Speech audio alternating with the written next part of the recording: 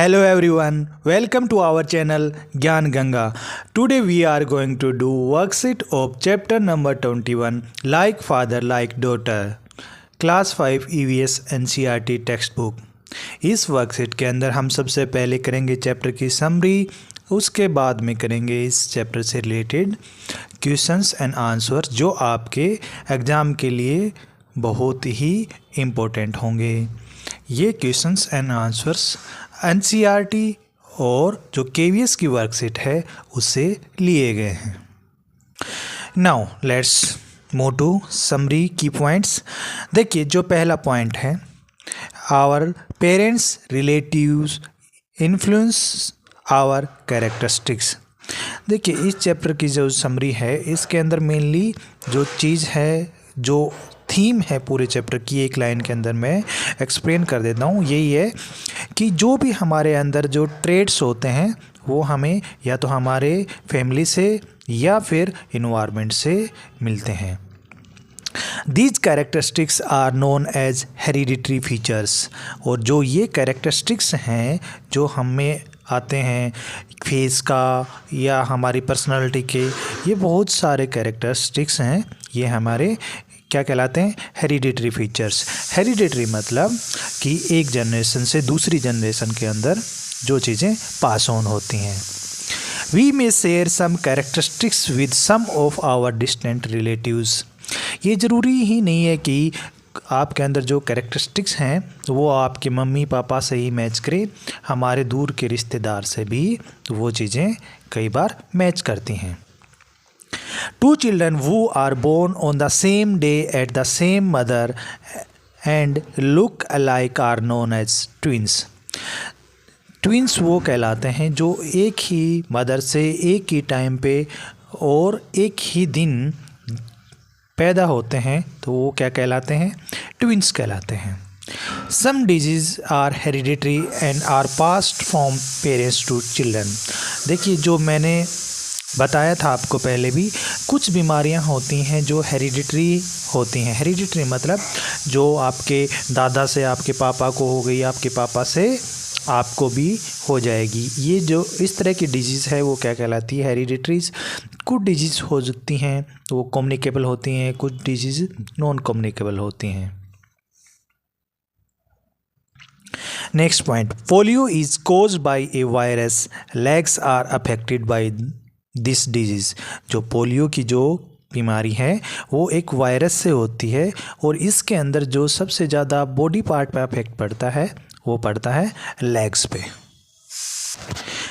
Gregor Mendel discovered that characteristics are passed from parents to children.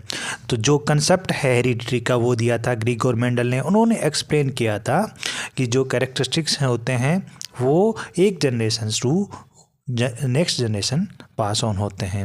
Hereditary का जो concept था वो Gregor Mendel ने दिया था। Now question answers, very short answer questions.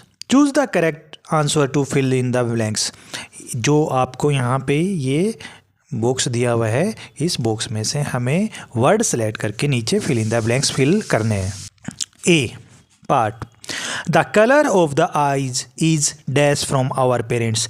इस बॉक्स के अंदर देखिए यहाँ पे क्या, कौन सा वर्ड इसके अंदर फिल किया जा सकता है। इसके अंदर क्या हो जाएगा, इनहेरिट करते हैं हम। जो हमारी आंखों का कलर होता है वो हम अपने पेरेंट्स से इनहेरिट करते हैं, inherited from parents. Next, and dash child does not resemble the people who bring him up. तो जो अडोप्टेड बच्चा होता है वो रिजेंबल नहीं करता है जो उनका ब्रिंग अप करते हैं, मतलब उसको पालते हैं, उससे रिजेंबल नहीं करता, तो adopted.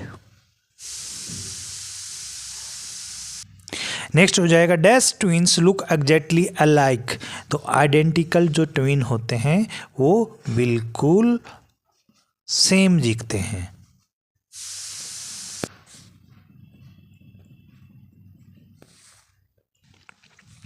Next, children brought up in the dash environment behave in a similar way.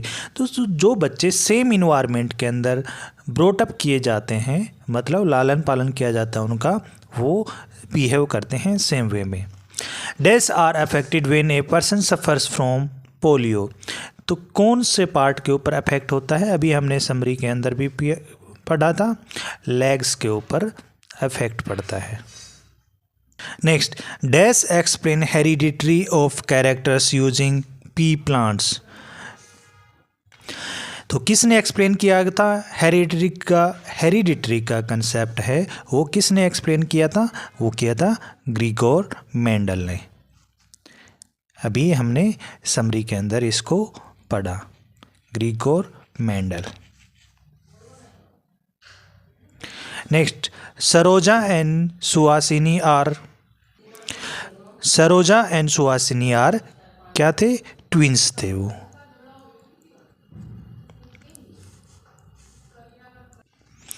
Right T for true and F for false statement. पहला स्टेटमेंट आपके लिए, Asima sneezes just like her father does. तो ये statement एकदम true है, जैसा कि हमने एनसीईआरटी के अंदर पढ़ा था। तो ये स्टेटमेंट ट्रू है। Neelima's hair curly like her mother's hair. नहीं, ये स्टेटमेंट क्या है? फॉल्स है। Twins are always exactly same. नहीं, ये स्टेटमेंट भी फॉल्स है, क्योंकि कई बार वो अलग भी होते हैं।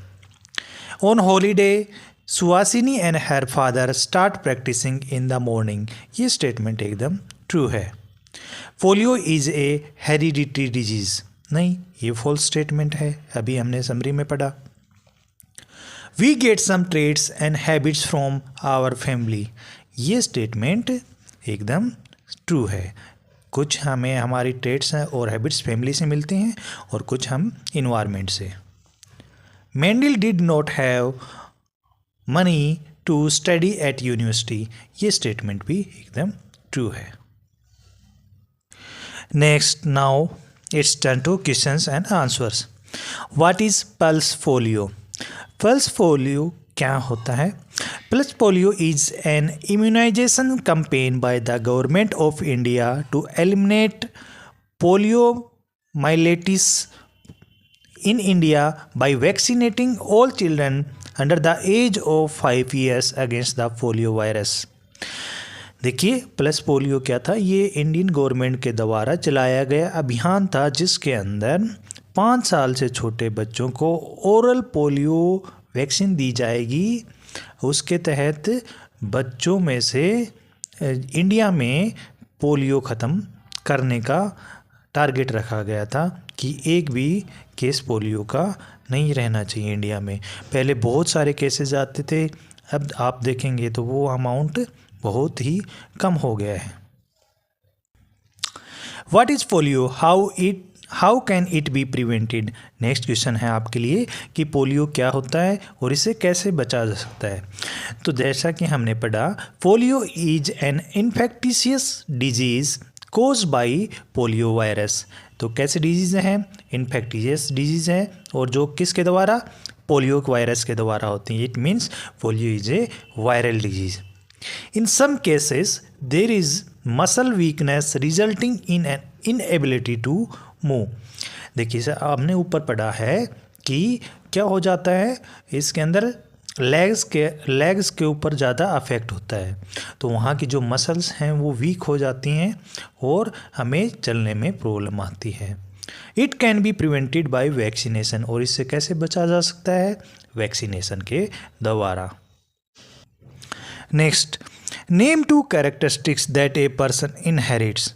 ऐसे 2 कैरेक्टर्स के नाम लिखने हैं जो एक व्यक्ति इनहेरिट करता है अपनी फैमिली से। तो they are height and colour of hairs. कोई भी ये 2 नाम बताए, आप कुछ भी लिख सकते हैं। और what did ग्रीगर Mendel find about the P plant? Grigor Mendel ने क्या डिस्कवरी की थी पी प्लांट के बारे में? Gregor Mendel through his work on pea plant discovered the fundamental laws of inheritance. तो उन्होंने क्या, अभी हमने ऊपर समरी में पढ़ा था, लॉ ऑफ इनहेरिटेंस का जो कंसेप्ट था वो उन्होंने डिस्कवर किया था। He deducted that genes come in pairs and are inherited as distinct units one from each parent. जो जीन्स होते हैं हमारे अंदर, जो एक जनरेशन से दूसरी जनरेशन के अंदर कैरी करते हैं, ऐसे समझिए आप, जैसे ह्यूमन बीइंग होते हैं हम लोग, हमारे अंदर टोटल 23 पेयर्स के जीन होते हैं और वो जीन्स होते हैं, और जो इंडिविजुअली आप देखेंगे तो वो 46 होते हैं। Mendel tracked the segregation of parental genes and their appearance in the offspring as dominant और recessive trades.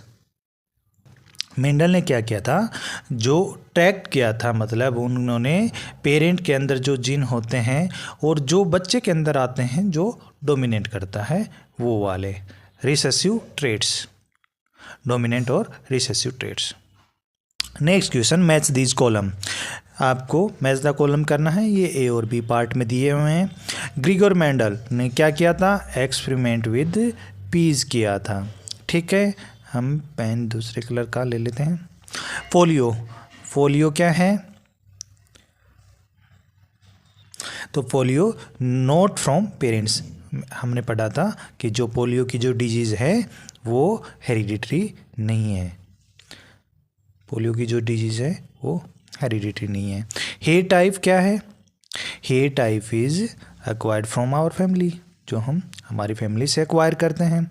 We learn certain things from our environment, और हमने ये भी पढ़ा कुछ चीज़ें हम हमारी फैमिली से एक्वायर करते हैं और कुछ इन्वायरमेंट से, और हम उससे सीखते भी हैं इन्वायरमेंट से। नाउ अब टर्न है आपके, आपसे क्वेश्चन पूछे जाएंगे जिनका आपको आंसर कमेंट बॉक्स में टाइप करना है। Do as yourself. आपसे पहला क्वेश्चन है, आज जो क्वेश्चन होगा वो आपसे रिलेटेड ही होगा। What is the colour, what is the colour of your eyes. इसका आंसर आपको कमेंट बॉक्स में टाइप करना है। सेकंड क्वेश्चन रहेगा, व्हाट इज योर हाइट।